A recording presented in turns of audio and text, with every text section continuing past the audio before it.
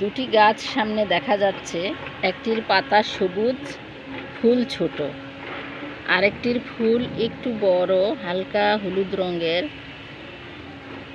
Cream colour বা ঘিয়ে colour. আর এই গাছটির পাতাটা দেখছেন মোটামুটি মিলে যায়, কিন্তু এটা হালকা আর এটা গাঢ়।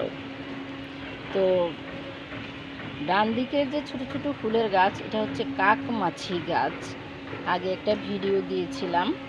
এটার মধ্যে ছোট ছোট ফল ধরে গোল গোল। আর এটার ফলটা দেখেন, এটাকে বলা হয়, অনেক সময় বলা হয় বন টেপারি, গোল্ডেন বেরি। গোল্ডেন বেরির মতোই একটা গাছ, ভিতরে গোল ফল আছে।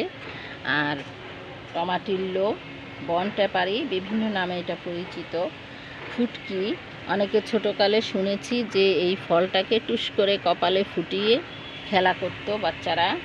তো এই গাছটির সাথে আগে পরিচিত ছিলাম না, হঠাৎ করেই আমার গাছের মধ্যেই গাছটা অন্য জায়গার মধ্যেই গাছটা উঠেছে। আগে একটা উঠেছিল 10তলায় ছাদ বাগানে, ভিডিও দিয়েছিলাম। তো এই গাছটা, দুইটার পার্থক্য আজকে দেখালাম। এই ডান দিকের যে গাছটা, এই গাছটা কাকমাছি শাক খাওয়া হয়, আর বাম দিকের গাছটার ফল খাওয়া হয়। এই যে দেখেন, এটার ফলটা পেকে গিয়েছে। এই পাকা ফলটা কমলা হবে, কাকমাছির কমলা হবে, তারপরে টুকটুকে লাল হবে, আর পরে কালো হবে, কুচকুচে কালো হবে।